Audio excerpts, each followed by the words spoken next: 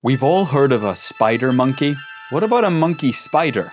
Can a vampire enter a house if they received an Evite? Answers to these questions and more on this episode of This Paranormal Life! Hello and welcome back! Oh shit, to This Paranormal Life, a weekly comedy podcast where every Tuesday, myself, Kit, Greer, Mulvena, and this guy, Mr. Rory Powers, investigate a different paranormal tale and decide by the end of the episode whether we think it's really paranormal or not. How you doing today, Rory? Doing great, Kit. Happy to be here as always. Notice you said shit right at the start of the podcast. Because you surprised me with a gunshot sound effect. I just think moving forward, it'd be really great if we could get more like kids and young people into this podcast, make it like an all ages thing. So work clean, as they say in the biz. Less of the shit talk, I think, is probably best. And I think actually, if we could put just a blanket ban on shit, bastard. You don't say it. Yeah, okay. Okay. Any of those. So now only the bad children are still listening. So, hey guys, probably no presents this year from Santa because you're listening to this. The good kids have left to go play in the garden instead of listening to this podcast. But we don't want the good kids to listen because the bad kids are the ones that are going to take their parents' credit card and sign up to our Patreon. Oh, now you're talking. Guys, we are not well here. Well done, you little yeah. We are not here to talk about any of this. We, of course, have a big, juicy case to dive into on this week of the podcast. I need to stop talking like that. Rory, Australia. Mm-hmm. A land that has given us much to be scared of. Spiders, shoeys, and the most powerful accent known to man. Here on This Paranormal Life, we've tackled many spooky, chilling, and downright weird cases from down under, and today's is no exception. Let's get right into it. A quick reminder, the best way to support This Paranormal Life is by heading over to patreon.com/This Paranormal Life, where for as little as $5, you can support the podcast, get hundreds of bonus episodes in return, as well as weekly after parties on the after party tier. But if you have mummy's credit card, you don't have to go for the lowest tier. You can go for any tier you want. All right, this is borderline financial fraud. And also our UK tour is currently on sale. We are coming to Glasgow, Manchester, London, and over to Ireland, to Dublin for the first time ever this October. This Halloween, kick it off. Come see This Paranormal Life live. Let's set the scene. It's 1998. We're in the Northern Territories of Australia, just outside Darwin. Two priests are driving to work. Father Stephen D'Souza, originally from India, is in the driver's seat, while a junior priest gazes out of the window beside him. Ain't it pretty out there, Father D'Souza? It's nice to get out of the city, get away from St. Mary's for a few hours, right? Yeah, sure. Father D'Souza pulled the car off the main road and onto a borderline dirt track, following signs for a town called Humpty Doo. Humpty Doo? I ain't been out this way for a while. Quiet sort of a place, ain't it, Father D'Souza? Well, it used to be. So what's this visit about anyways? A baptism? Performing the Eucharist for some elderly folks? Ooh, I know. It's a funeral, isn't it? I wonder if there'll be sandwiches. I'm starving. Wait, they didn't tell you? Tell me what? We're in Humpty Doo. Haven't you read the papers? Seen the news? The Humpty Doo Poltergeist? We're here to perform an exorcism. That's right. Today's case brings us to 90 McMinn's Drive, Humpty Doo, Australia. Location of the country's most compelling and well-documented poltergeist case to date. Do you know how terrifying a case has to be to make a place called Humpty Doo sound scary? You can't have a poltergeist in Humpty Doo. You change the name.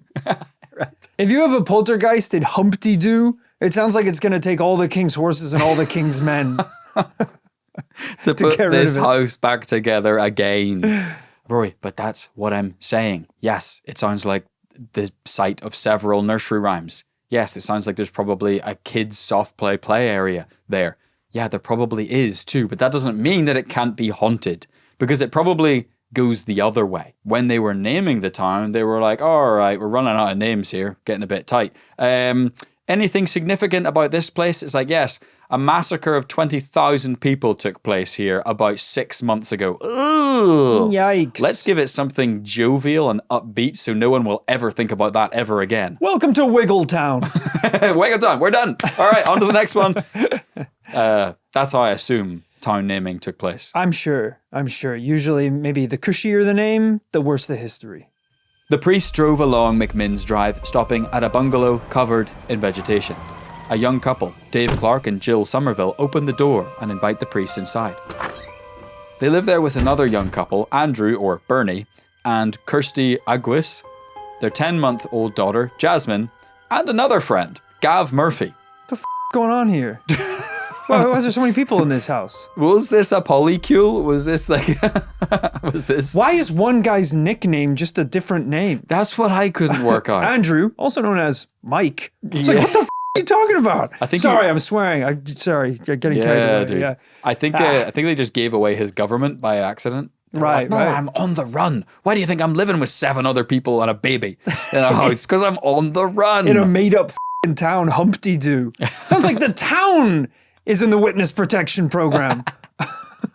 I will say that last one, Gav Murphy, not to be confused with friend of the show, Gav Murphy. Yeah. Who, from Let's Play gaming channel RKG. It might be. We don't know how old he is.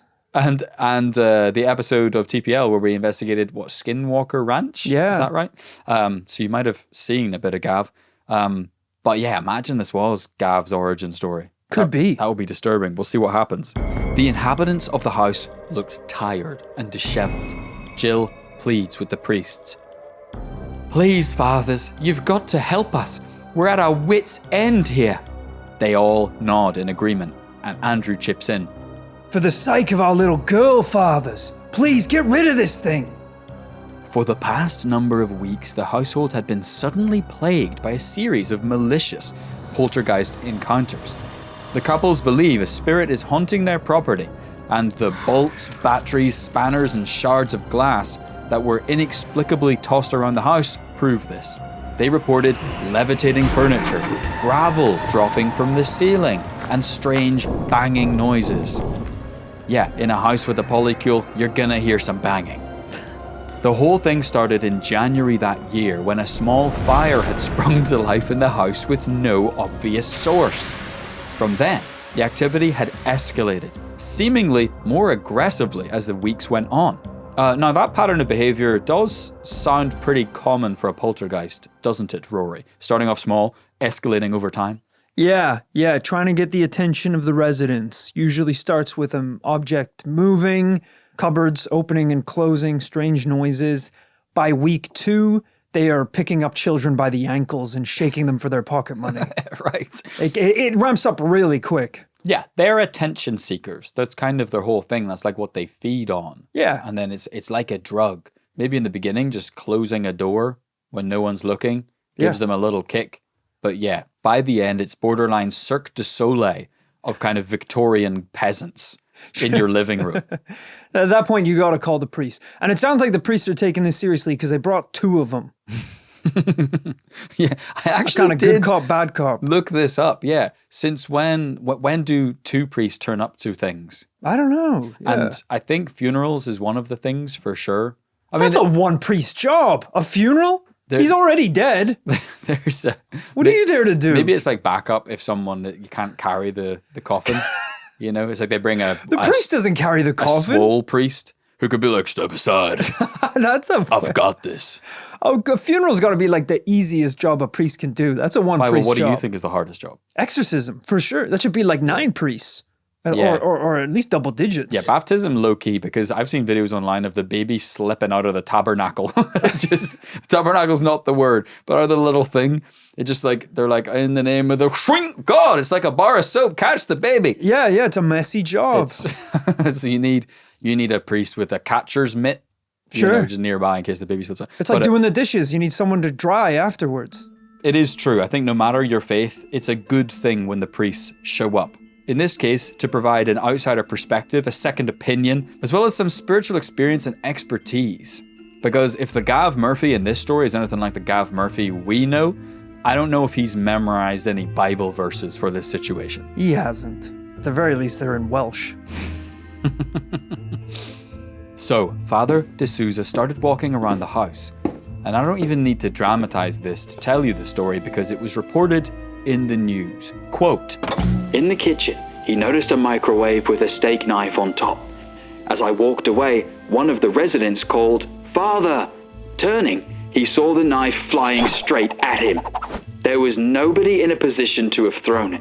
There was no time to jump out of the way either, but when it was about half a meter from his chest, it stopped, just as though it had hit something, and fell at his feet." What? Because I'm not saying I don't trust the residents of this polycule. I, probably like a lot of listeners, immediately jumped to, they threw a knife at the priest. Yeah, that's what it sounds like. But thankfully, it does seem as though something, whether that bit was paranormal, something paranormal happened in the air because the knife stopped midair and fell. Wow. I mean, hey, if there's any question that this is an evil deity, throwing a knife at a priest, that's pretty bad. There's still a possibility this is Cirque du Soleil. I don't know what they do at Cirque du Soleil, but this could be a circus act, a circus ghost. A knife is such an evil object. And Right. to throw that at the holiest of men is pretty bad. We're one step away from poo, I think. Well, then it could be a monkey ghost. True. Yeah, I know what you mean. Like, I imagine the father's kind of walking around, you know, just trying to get a feel, warm himself up to the whole experience. A knife gets thrown at him and he's like, oh, this. This is wild. Then he goes back to, I assume, the Catholic fire truck parked outside, brings in a giant hose of holy water, just starts dousing the house. All right, you had your fun. Yeah. You had your time. Yeah. Playtime's over. Again, we're moving straight to the end. This is the first thing being throwing knives at a priest. That's pretty hardcore. Also, there's a 10-month-old in this house. We need to get the knives off the kitchen counter. The account continues. D'Souza had seen it all before. In his native India, he'd been called upon to deal with several similar infestations. His take on the situation was that a restless spirit may have been drawn to the house, possibly because one of the occupants was, without being aware of it, a natural medium. So using an age-old Catholic ritual, he attempted to bind the spirit and reassured the tenants that it was very unlikely to physically injure anyone again. Oh, damn. Okay, so someone in the house is a medium? That's his leading theory, which is quite a cool Hollywood-style plot twist. Right. You know, they're like, what do we do? Why is this happening? It's because you have a connection to the other side. Me? Don't put that on them. Don't put that on them, Father. That's not fair. I don't know. Does he have any evidence? You've been sinning. I've seen you in my mind. Yeah, priests are omniscient. We can see everything. You've been jacking off. Yeah, You've been jacking off late at night. The priest is like, it's very clear here what the problem is. One of you is a pervert. That's the only reason why they're throwing knives at a Pervert priest. demon, classic pervert demon. Yeah. I'm guessing he's going around sniffing everyone's underwear. Yeah, he is actually. Yep, pervert demon. Just fess up now. We'll everyone close their eyes and raise your hand if you're a little pervert. Yeah? No judgment here. You're peeking, Father D'Souza. It really seems like that should be the end of this report, but it goes on. Father D'Souza admitted, however, in his experience, that prayer rarely caused the poltergeist to stop. The imp would only go away when it was good and ready, or if its nasty tricks were indeed linked to someone in the house who was an unconscious medium. It might just follow that person when they moved to a new residence. Okay. Well, there's an easy solution here.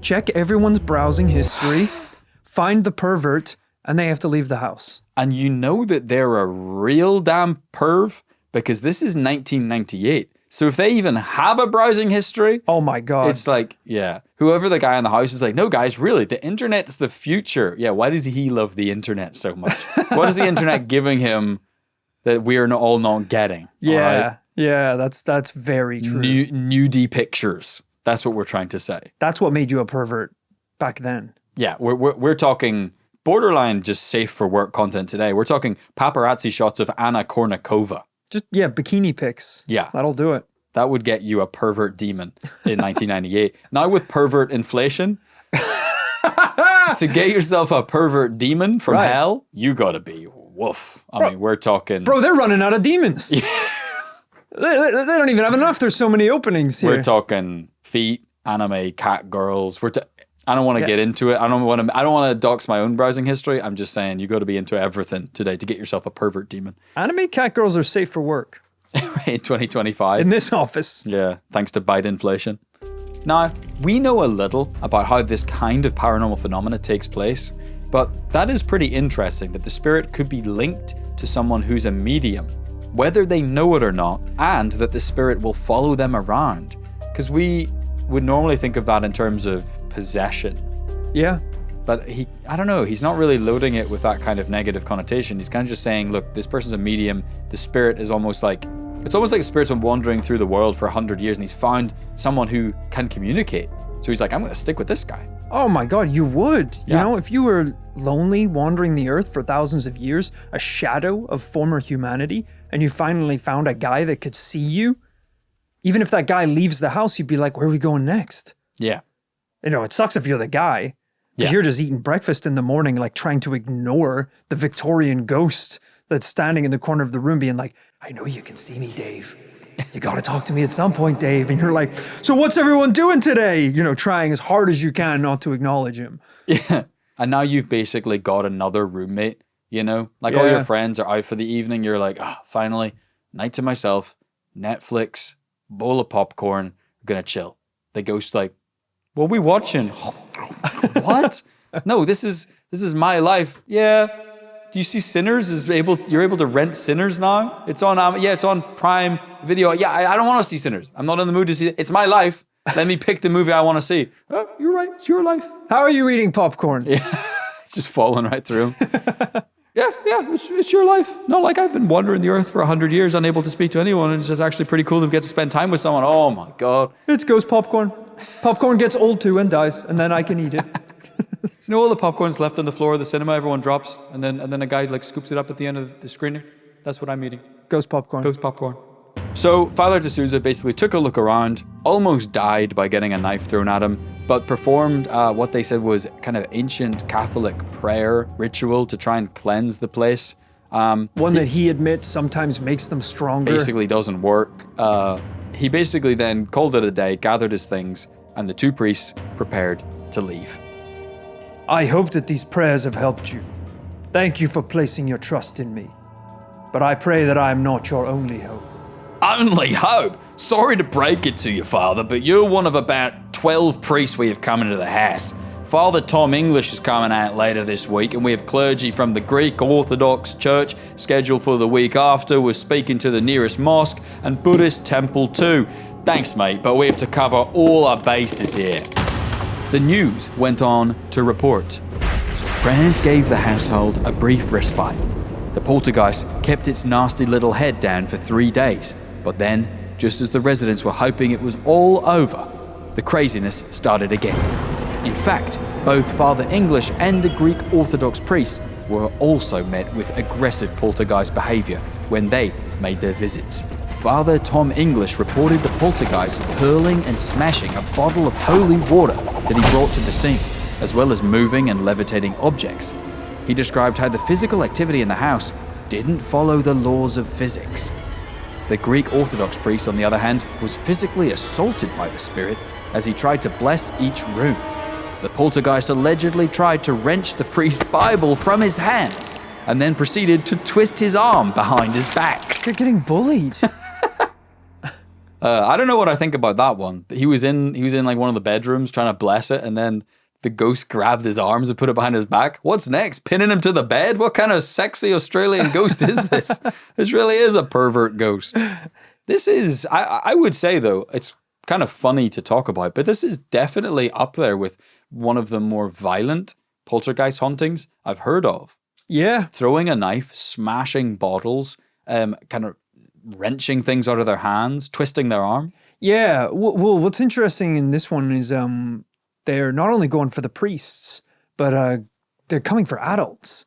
You know, a lot of the time poltergeist activity traditionally targets young kids. Mm-hmm. You know, they would possess children or just pick a child up and throw them through a table. Yeah, kind of table, ladders, chairs match, WWE style rules. Yeah, so you know this thing means business if it's not only going for adults, but going for the priests. That's true. And I didn't really think of it before, but, they mentioned there was a medium in the house. Maybe it's the kid. They said there was a friggin' baby in the house. Yeah. Rory, just so you have a visual reference of the thing, this is what the house looked like. Whoa, okay. This wasn't exactly what I had in my mind. It's like a cabin. Like a small one-floor cabin. Yeah, and it's a funny picture. Maybe there's more to the house than I think. Given there's so many adults in the house, I think it's a little bigger than that. But yeah, it's a basic kind of bungalow. Now, rumours from the house continued to cause a media storm, and before long, the story went national. Sydney's Channel 7 turned up to shoot an extended feature on the Humpty Doo Poltergeist for the Today Tonight current affairs show.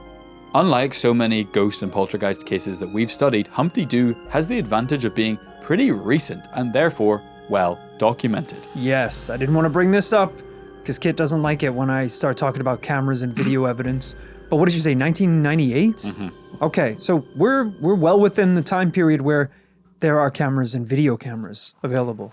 Well, Rory, you're about to get more footage than you could shake a stick at, because they borderline shot a Bravo TV reality show about Humpty Doo. Whoa! The Today Tonight team covered everything. Days and days of taping on site, testimonies, and even alleged footage of poltergeist activity. For once, we're in luck, and this will serve as the backbone of evidence for today's case. Great, love this. Let's see some of that footage. 5 adults and a toddler live here, and they believe the house has been taken over by an angry spirit, a ghost, a poltergeist. We just get annoyed because we think it's not gone. Everyone tells us, the priest, the clairvoyant, here's Murph just saying 3 hours ago that the clairvoyant's rung and she said it's gone. Well, it's not gone, is it? It's obviously not gone, and that's all there is to it. Sorry, I just had to pause there because Kirsty is having a passionate plea to the camera here, holding her baby, being like, the ghost is still here. It's not gone. There's a man chugging a beer in the background of the shot. Just crushing a brewski, yeah. in a tank top. They also couldn't have picked scarier lighting for this house. There is one light pointing right at them in complete darkness, casting shadows everywhere.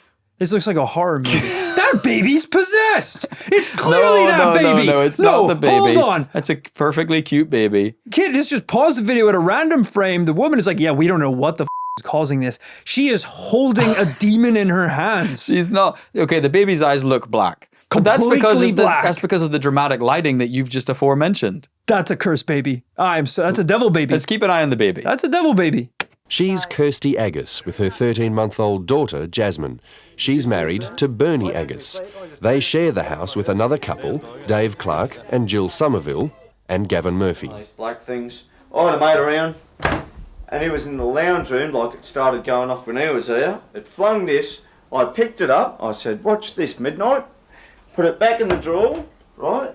I said, now that's where that knife would have come from. There would have been about 1 minute later, we went walking around there, come nearly up to her clunk in the lounge room again. I thought, oh yeah, there's something in the lounge room. Walked in there, it was the same knife that I just picked up and put in there, and he just looked and thought, whoa. I don't care what anyone says. Either do I. It knows what you're talking about, and that's all there is to it. It's not stupid. Well, as soon as I opened up the manhole, I got a shower of rocks from the ceiling. Just came straight out of the ceiling. What, the gravel? The gravel from the driveway. How did it get into the roof and then onto you? Well, it wasn't there before, and there was none up there when I got up there. But Rory, doesn't even seem to be just the residents of the house that are convinced something's going on. Pretty quickly, it seems as if the crew of the Today Tonight show are pretty convinced themselves. The residents and their friends say that for the past 2 months, they've suffered an almost continual barrage of unexplainable activity. They say household objects fly through the air and slam into walls around them, sometimes breaking glass. However you look at it, it's hard to believe until you see it for yourself. When Today Tonight first came to this house, we all thought that we'd end up with a fairly tongue-in-cheek report about ghosts, and we came to uncover a hoax. But I have to say at the very outset that that's not what we ended up with at all. In fact, all 5 members of the Channel 7 team who stayed in this house for 4 days have seen things which we just can't explain, myself included. Objects have seemingly appeared out of nowhere, being thrown at or near us, and we kept most of it. We've had steak knives thrown at us, a spanner, a pair of scissors, a battery, lots of bits of pretty sharp glass, and most worrying of all, 3 live bullets. Oh my God. Damn! This ghost is not here to play. It said, if you don't get out, I'll make y'all get out. Now dance today, Tonight Show. Oh my God. I don't think we've ever seen that in a ghost case before. I mean, the ghost stopped short of firing the bullets from the ghost dimension, but it threw the bullets. I like to think that this ghost is just so old. He came from a time without guns. So he doesn't really, all he knows is that bullets kill people. So he's like, I shoot you, like throwing the bullets at people like a Pokeball. They're like, what the hell? He's like, my God, they're invincible.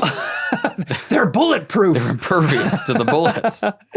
This is wild. Or maybe like in the ghost realm, whenever they throw something, they feel like they're pitching a 200 mile per hour baseball. Oh, yeah. But it's like when you try to scream or run in a dream. Oh, yeah. It just doesn't translate. Or try and punch someone in a dream and it feels like you're underwater. Yeah. Yeah, you just can't get the velocity. Wow, this is crazy. Great to see independent witnesses who were doubtful come in and have their minds changed. This is a news crew filming. I really hope over 4 days they managed to get some kind of video evidence of this. Rory, let's see what they got. Now, of course, during the course of their stay, like you've suggested, the crew did rig the house with an array of cameras, including a heat-sensitive camera. Before we even had our cameras set up, things started flying. Battery flew up. Out of nowhere. It just came out of nowhere. That's it? Yeah. It just like, it flew out of nowhere. And we were just standing smacked against the side of here. 10 minutes later, with cameras rolling, our first recorded incident. Yeah, it'll just go up when you friggin' leave it. There it goes! Hey! Whoa, what was that? That noise was caused by a spanner which crashed into a kitchen cabinet with great force. One of our sound recordists, Danny Sims, saw it all. I was just watching the cupboard there, and next minute I heard this almighty bang and my eyes caught the spanner bounce off the cupboard and hit the floor. Where did the spanner come from? I don't know, it looked like it came out the lounge room, but there was no one in the lounge room. And the lounge room camera proves it. The point of impact was just out of shot, here. The spanner didn't cross the frame in this direction, and it didn't appear to come from here either. Oh, it's so frustrating. I'll be honest, I don't watch a ton of like ghost shows. I kind of was raised on them because my mum was always watching them. Yeah.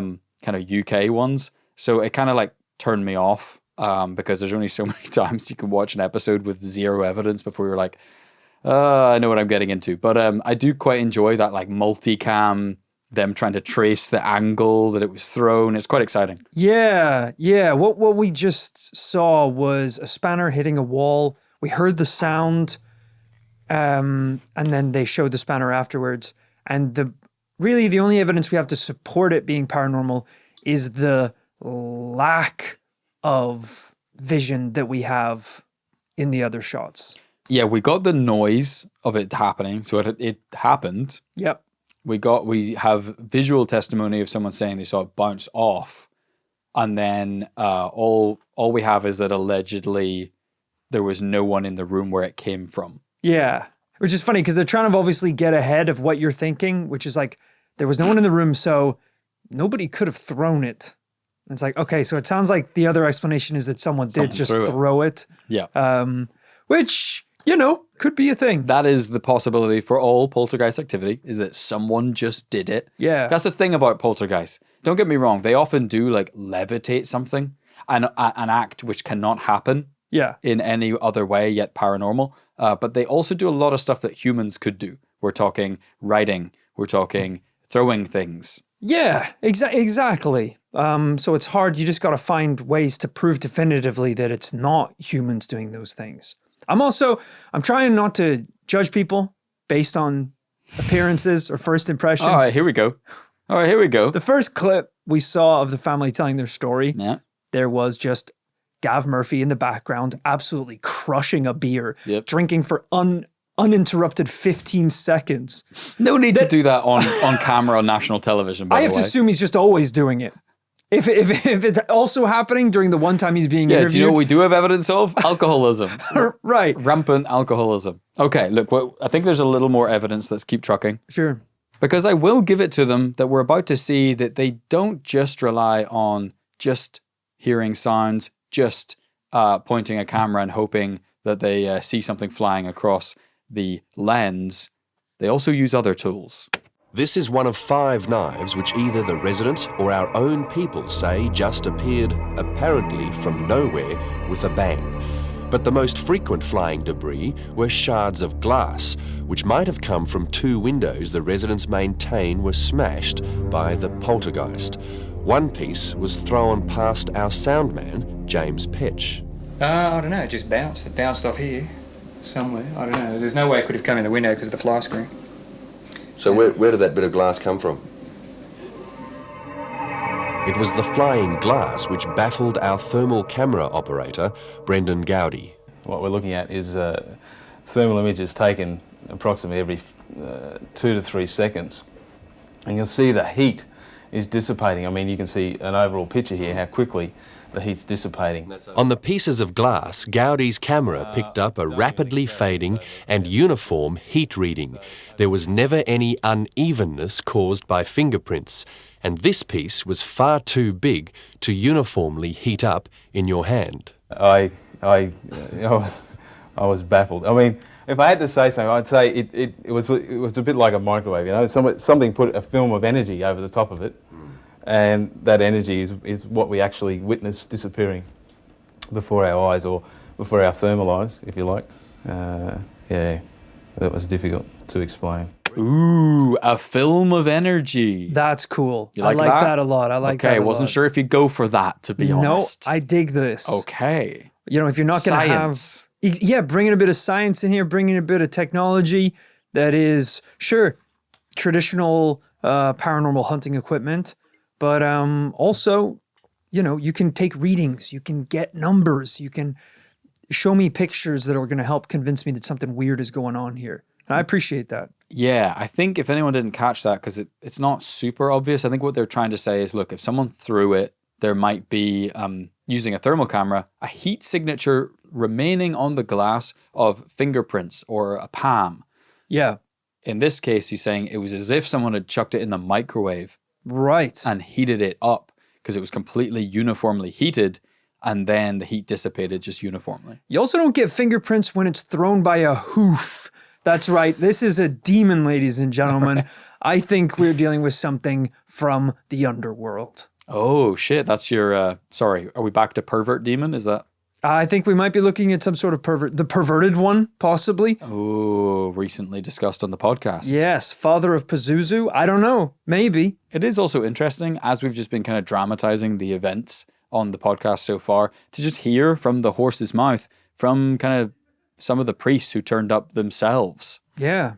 And then there's Father Tom English. He's one of the priests who have tried to get rid of what he calls an evil spirit inside the house. My God, why have you abandoned me? We're just walking along and we heard crash behind us, and we looked around. There's this bottle that come out of the bathroom, which is in the middle of the house. So And what did you do?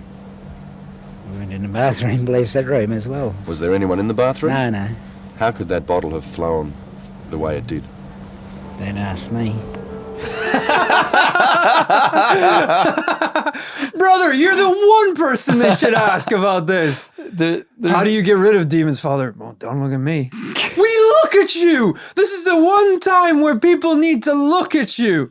His vibe is like slightly odd, because I think he's also got a gold tooth. Do you see that? He's got a gold tooth.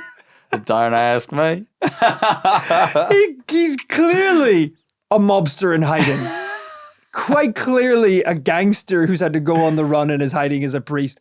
I don't think he has any understanding of how this works. He does look pretty uncomfortable to be talking about it. He doesn't want to talk about it at all. Interesting. I don't know. But he clearly believes something happened. Father, how do we get into the gates of heaven? Your guess is as good as mine. It's like, it shouldn't be. It shouldn't be as good as yours.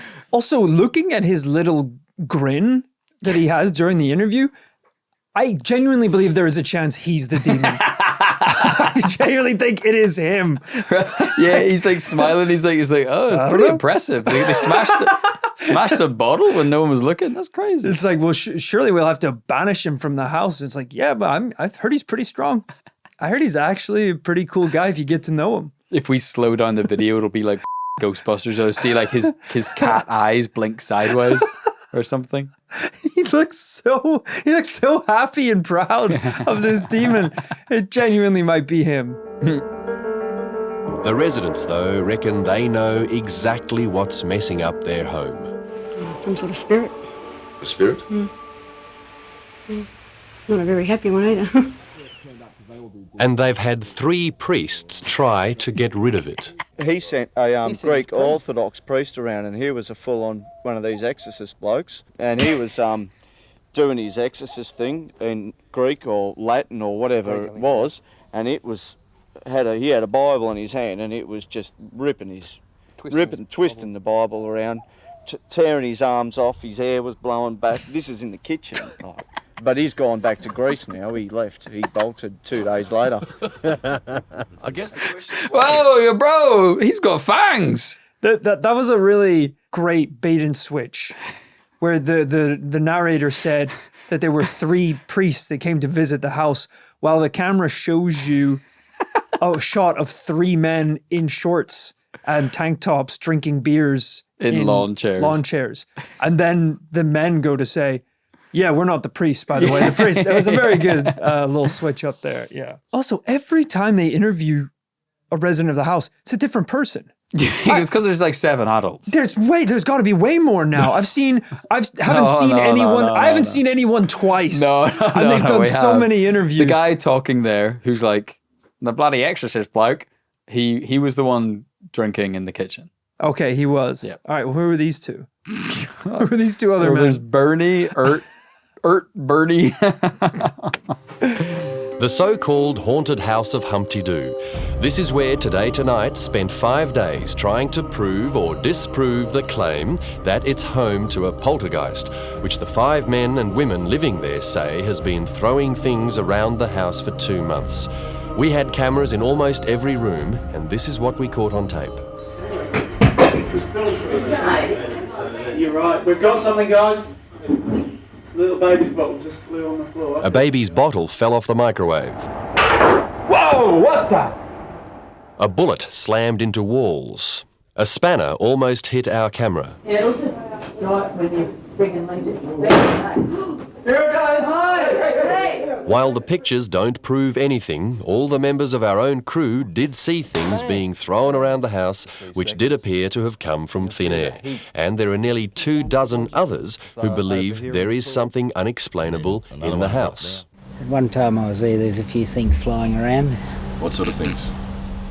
Bottles and just things from the kitchen and stuff like that. Just explain for me exactly what happened, if you would. Oh, well, they just fly out of a room that nobody's in, for instance. Crash out. Could the objects have been thrown through windows or something like that? No, because the room they come out of there's nobody in it, because we went straight in it after. Father Tom English is the local Catholic priest. He's even blessed the house several times trying to get rid of what he calls the evil spirit. So basically we have some pretty interesting stuff caught on camera, a variety of kind of kinetic events of an object being thrown either by a ghost or by a person, if we're being totally honest, but being captured on camera, it entering the frame, hitting off something. Yeah. As well as the testimony from basically everyone who ever entered the house, it seems like, says something weird happened. But on at least one occasion, they did capture something else during their stay. But late yesterday, the story took a dramatic turn. We found this shot, which had been taped after our team was there. I got that. Where did that come from? What was it? But in the glass of the cabinet, you can clearly see a reflection of a person throwing the object. Ooh. Oh, come on. Where did that come from? What was it? Here it is again. I got that. Where did that come from? What was it? Yikes. You can also see the object itself flying past the cabinet. This is good forensic video journalism. Yeah, it is. They've caught the trajectory of the object and the reflection of someone. The residents of the house haven't seen these pictures in the kind of detail that you just have. But they did tell me last night that the person reflected in the glass is one of them, Kirsty. Now, when I spoke to Kirsty Agus on the phone, she admitted to me that she threw the object. And she told me that she did it because she's desperate for people to believe what they say, that the house is haunted by a poltergeist. Ooh, Rory, a twist in the tale. Kirsty, you did the one thing that's going to convince everyone you don't have a poltergeist. You threw it yourself. You know, and didn't even go for what I thought was going to be the logical explanation, which was they would say, that figure isn't any of us. That is a glimpse of the thing. It wouldn't necessarily, the video is not high resolution enough, the reflection is not clear enough for us to know at all who that is. Yeah. So yes, it would have been deniable, but at least for our benefit, they did come clean. Yeah, they did come clean, and I gotta give them some respect for that, whilst also giving them a lot of shame for presumably hoaxing a lot of the other events in this house. Yes, because this is the heffalump in the room. It opens up every other incident to being a hoax. Yeah, it really does. And something we got to be very careful of. Again, you want to believe the best in everyone, but there's a lot of people out there that fake paranormal stories. It's worth talking about with this one because, look, on the one hand, I don't actually know how easy it would be to hoax every paranormal event that took place in the home, because so many people claim to have seen something unexplainable. Yeah. Inexplicable. From the priests to the housemates to the TV crew to friends to everybody. Everyone said they saw something. That being said, there's a lot of adults in this house. A lot of people living there. So kind of weirdly compared to other poltergeist cases where it would be easy to keep track of everyone, this is a small house with a lot of people. Yeah. I haven't been there, so I don't know, but it feels like it's not impossible for someone to, like, if people are just moving around the house all the time, it would be pretty hard to keep track of where everyone is. Yeah, exactly. And while that does give you a lot of witnesses, it also gives you, like, you saw the interview with some of the guys. They're not taking this seriously. They're like laughing, they're having a beer, like joking about it. Like it's fun to them. Like it could be a big joke to them that they've got news crew to come and stay. I don't know. It doesn't seem like they're really traumatized by this. And it seemed like the one person that was like pleading about this horrible entity in the house, she was the one caught on camera doing it. Yeah. That's not good. I don't think this is the first time this has happened though, right? Where you have a paranormal thing happening and then the waters get muddied. Sure, yeah. I think this has happened before. I can't quite pinpoint a case in my head, but this is like a feeling we've had before, right? Yeah. Even if it's a UFO case and someone hoaxes a piece of evidence around a case, where it's like it doesn't ruin the story for everyone, but it really screws the thing up. I think one of the biggest, most famous is the Enfield haunting, which started really strong, and it was, a child possessed, and they have all the recordings and stuff. And then by the end, they were like, yeah, just so you know, we caught the kids like bending spoons one night or something like that, or like basically like talking to each other about how it was all fake. And it's like, cool, well, just one little thing like that kind of ruins the rest of it. Yeah. Which is kind of what we see today. Part of this does beg the question, did anyone conduct a full paranormal investigation of the house? And the answer is, of course, yes. Prolific paranormal authors Tony Healy and Paul Cropper visited and conducted research over a 4-day stay at the house, similar to the Today Tonight crew.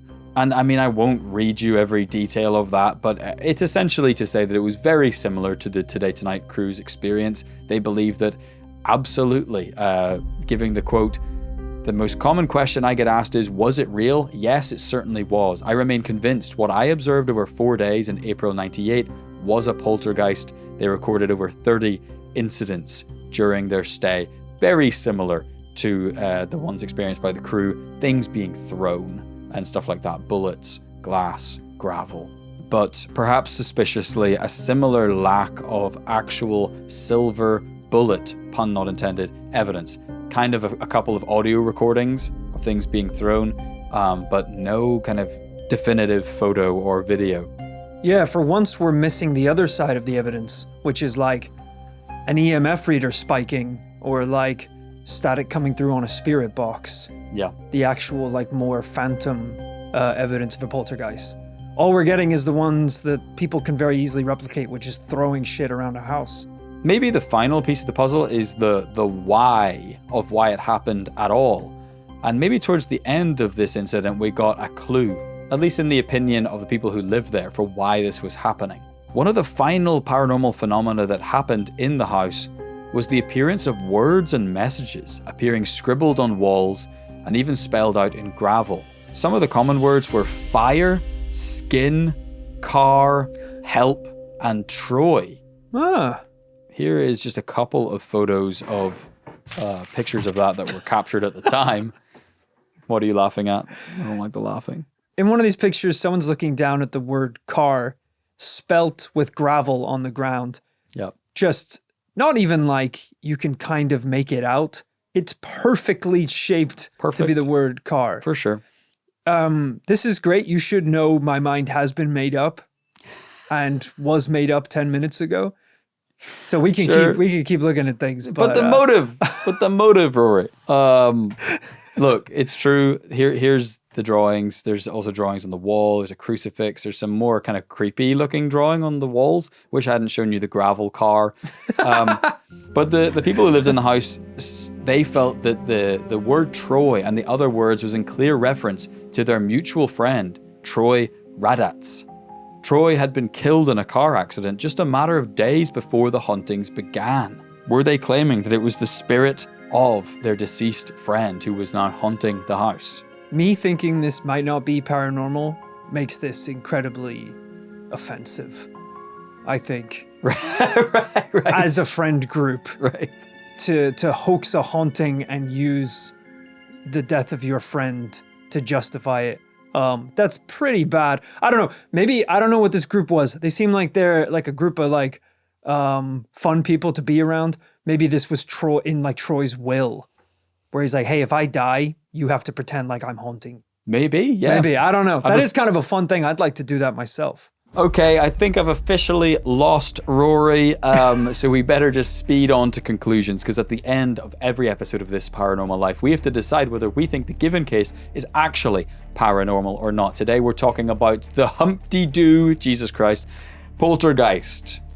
The most famous poltergeist haunting, ghost haunting probably, in all of Australia from 1998. We've had some fantastic primary sources, witnesses, written testimony, news reports, filming in the house from the news crew, cool things caught on camera, a unanimous verdict from everyone involved that this was paranormal, but yet at the 11th hour, at the final buzzer, a doubt cast on everything by Kirsty in the house, foiling, hoaxing some paranormal evidence. Ladies and gentlemen, we have to be careful in this day and age. We have to be... This is why Kit and I take our job so seriously.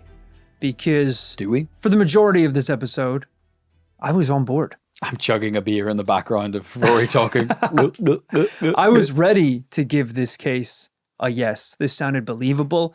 I was already rehearsing my speech for the end about how amazing it is to finally have a yes on a poltergeist case. Ladies and gentlemen, we don't have to be careful because we have a beautiful case on our hands. I was ready. I want to believe, and when you want to believe, you see these things and you hear this testimony and, you get swept up in it. And you need to always have that thought in your mind, the consideration that it is more likely, more conceivable to be humans doing these things than genuine paranormal activity.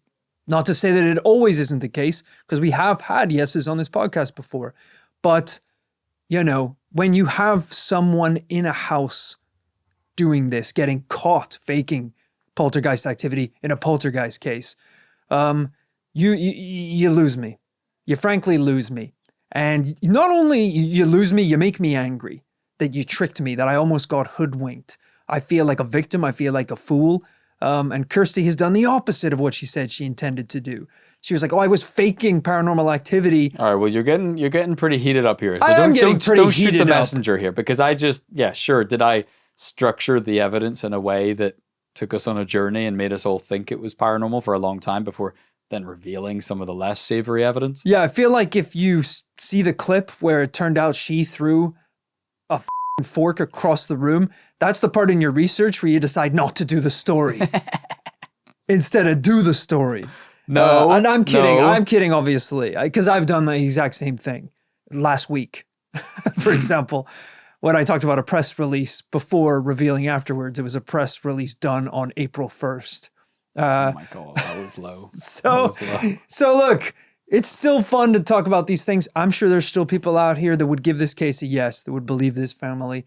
But for me, this week, it is going to be a no. I think that makes it a double no. You know, I think in a case like this, we've all got our agendas and we've all got our standards. I think in a case like this, we have no choice but to give it a no. Because in the evidence presented to us, too much doubt has been cast. It just is impossible to have full faith this is truly paranormal.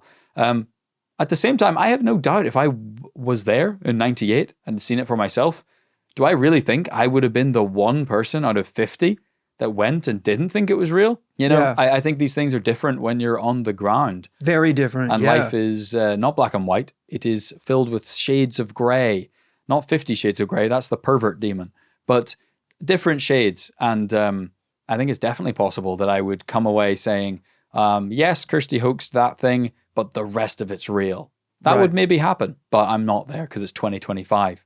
Yeah. I was 7 when this happened. Yeah.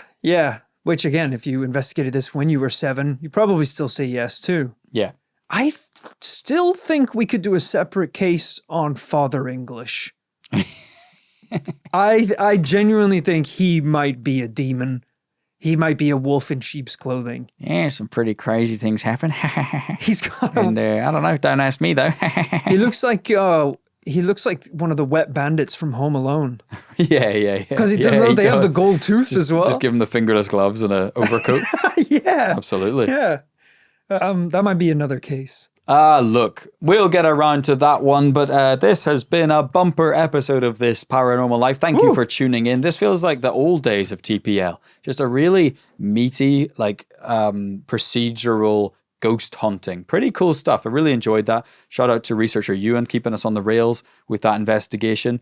Shout out to you, the listener, for Me? listening. Oh, no. Not you. God, no. And it does look as though it was suggested just this year by Sandy Harrison. So thank you, Sandy, for sending that into This Paranormal Life podcast at gmail.com. Wow. That's one of the quickest turnarounds for an episode ever, Sandy. Normally people have to wait 6-7 years for their episode to be featured. Yeah. Great suggestion. If you have enjoyed this episode and you cannot get enough This Paranormal Life, well, you know where to go. It's patreon.com/This Paranormal Life, where you can get bonus episodes, weekly behind the scenes episodes of the show as well on the after party, giveaways, physical rewards on the $50 tier, like a beautiful Knight of the Commune gold and silver coin, as well as just the nice feeling in your heart of supporting an independent show like This Paranormal Life. We also do something on the shout out tier, and that is give you, the listener, a shout out at the end of the podcast. I think we round out with a couple of those. Let's do it. So a special thank you today to Bella. Bella, where the hell have you been, Loca? I know exactly. Bella's been in the cellar. Oh. That's right. Like the wine cellar or something? Yes, I asked Bella to go get a bottle from the wine cellar 9 years ago. And I just realized she never came out. And that cellar does lock from the outside. So it could have just slammed shut. Why does it lock from the outside? Classified information. I have to assume she is still down there and has been surviving off of wine for 9 years. Yeah. So, That's, Bella, just come to the Jesus. door and just knock if you want us to let you out. But you might be having a good time down there. if you haven't heard, I haven't heard anything. I think she's dead. I haven't heard a peep. All right, thanks, Bella. Thanks also to Nicola Lucy. That's right, we've heard from Nicola Goosey Lucy. Not to be confused with Nicola Lucy Goosey. Nicola's gooses are loose. You just said the same name twice. They are gone. Wait, which one is this? You said... I said not to be confused with Nicola Lucy Goosey. This is Nicola Goosey Lucy. The gooses are loose. What? Which one is this? Who is this? There's no time for questions. Just grab a net and catch a goose. All right? Nicola would really appreciate it, actually. I feel like whether your name is Goosey Lucy or Lucy Goosey, it sounds like your geese are lease. Everyone knows that Lucy Goosey is like, relaxed. But Nicola Goose is loose. The geese are lease. It sounds like the first one has lost her ghost. There is a geese leak. There is a gas leak here in the studio.